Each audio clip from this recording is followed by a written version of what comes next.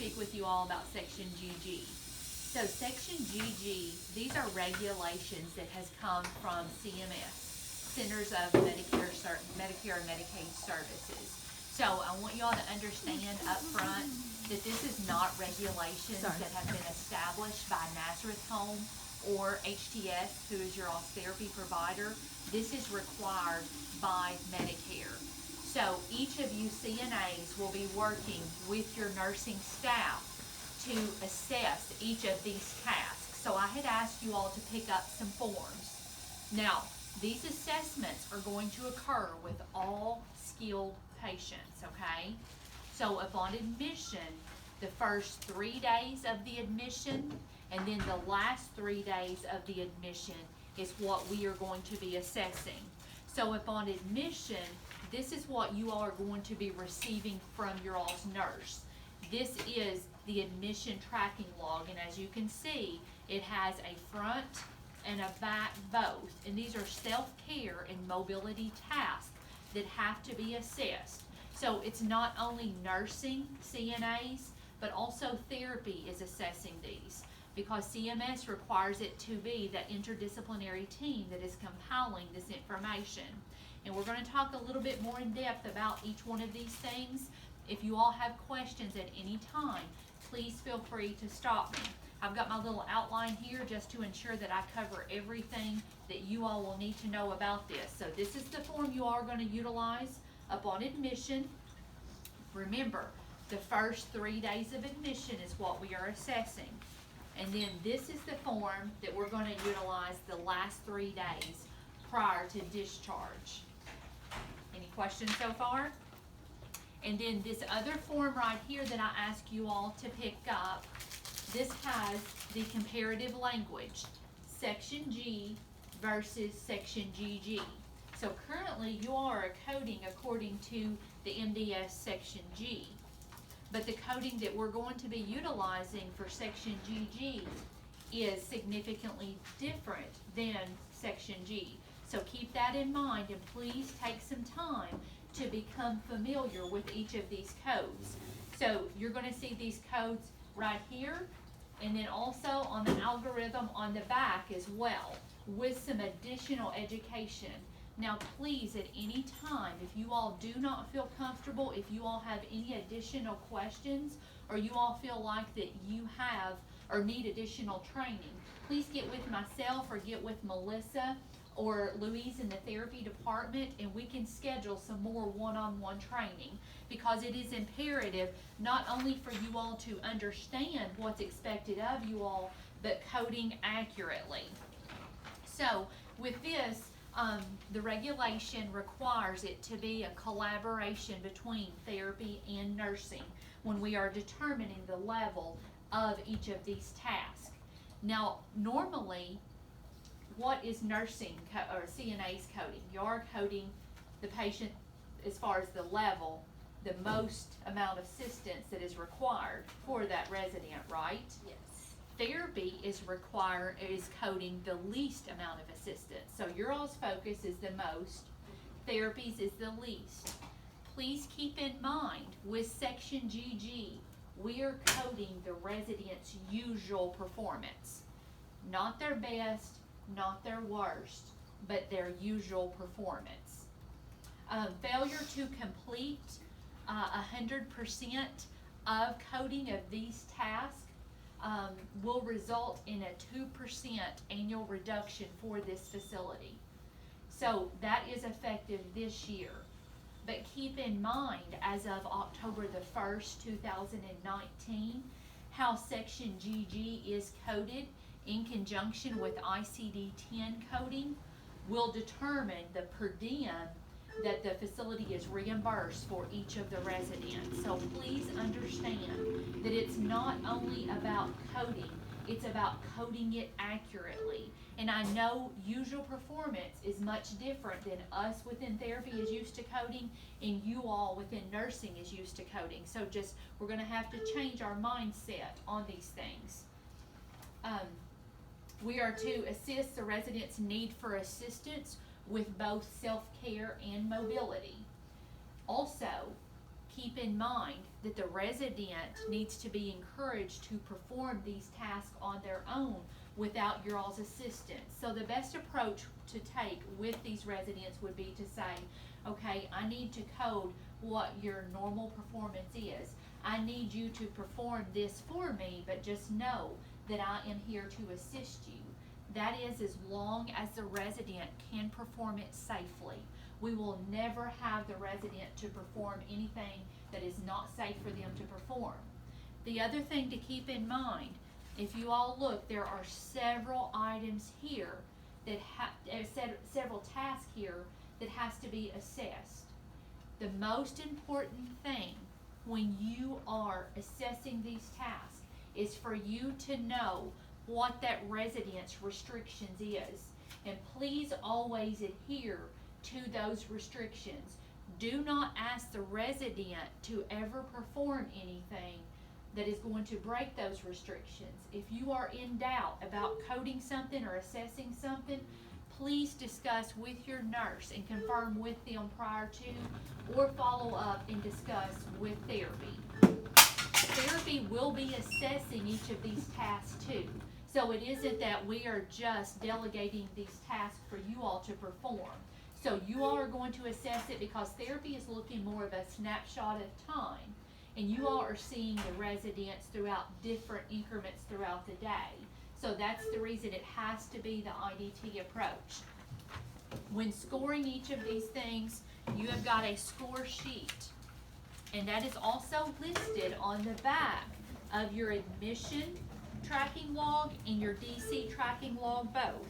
It's going to be at the bottom, but you're going to see these posted throughout your facility that's going to guide you in how to accurately code. Couple key points that you all need to keep in mind. We should never have a default code that it's a catch-all code, that we are just coding that just because. A lot of times what we're seeing previously from October of last year to this year is it seems like that dependent is overutilized. Well, with that, we have additional codes. Something to keep in mind with dependent though, that's going to be something beneficial for you all to know, is that dependent is if a resident requires 2 helpers. So even if you're ambulating the patient and he's pushing the wheelchair and he's not providing any physical assistance, that's still coded as dependent because it's requiring 2 helpers. Any questions about that? Your alternate codes is very important for you all to be mindful of. So if you're actually coding the assistance provided, you're going to utilize codes 1 through 6. But if you're unable to assess that task, then you're going to code either 7, 9, 10, or 88. So for 7, that's going to be the resident refused.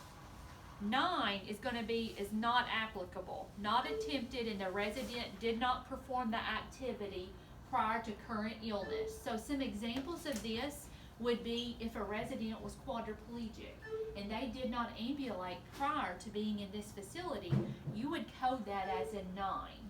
Or if a resident has a feeding tube and they have been on that feeding tube for an extensive period of time, that's also going to be coded as a 9. Any questions about that?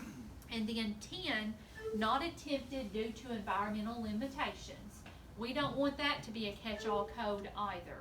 Please try to assess as many of the tasks as you can, and remember, you have 3 days to assess each of these tasks, and we need to be assessing them on different shifts, and you're coding their usual performance.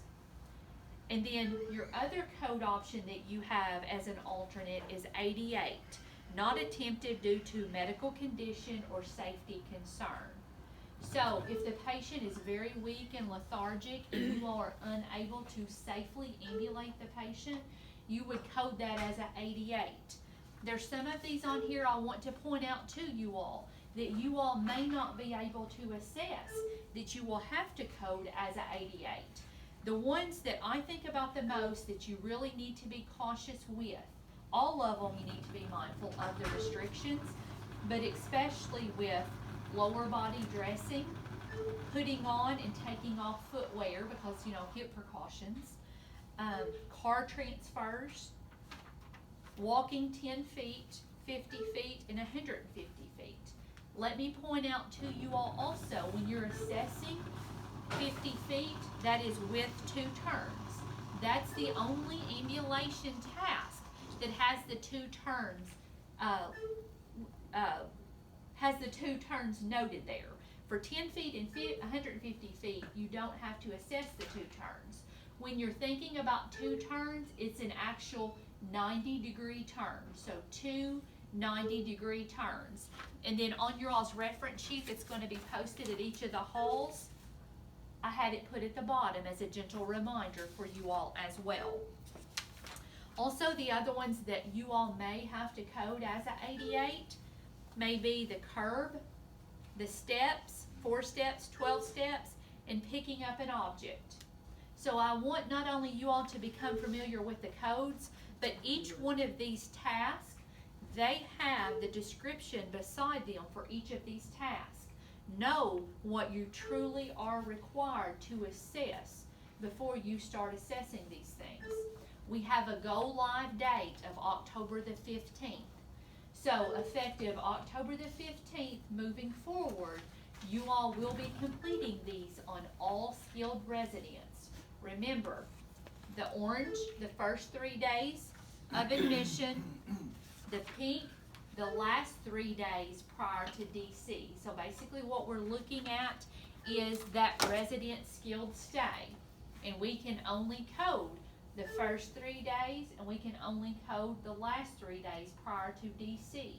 Now with that, this information is going to be collaborated with therapy and with MDS. They're going to have an IDT meeting during UR, and they're going to determine what the usual performance is for each one of these tasks after you all have assessed it and after therapy has assessed it. Now, a lot of times when residents are being admitted to the facility, if they're being admitted by private vehicle, remember, you need to be assessing that car transfer. And the usual performance is the performance without physical assistance or verbal cues. Remember, encourage the resident to perform as long as they can do so safely, but let them know that you all are there to assist, and never do anything that's going to put the resident in jeopardy. If you're in doubt if it is appropriate to assess one of these tasks, please follow up with your nurse or with therapy to discuss that, because we want you all to be successful, and none of us want to do anything that we're putting the residents in jeopardy. I'm just looking over everything just to make sure we've covered everything. When you are assessing eating, one of the things to keep in mind as well is it does not matter whether the resident is utilizing their utensils or their hands. The coding is not going to be any different if whichever one they're utilizing to eat. Also, if they have an assistive device, that does not change how you code that task either. If they're ambulating with a rolling walker or using a cane, that does not have any bearing on how you code. Some of the other things to keep in mind is if you ever code setup or cleanup assistance, number 5, then in parentheses we have what each one of these things mean. Not only is it on this form, it's also on the back of your tracking log, and then it's also on your algorithm as well.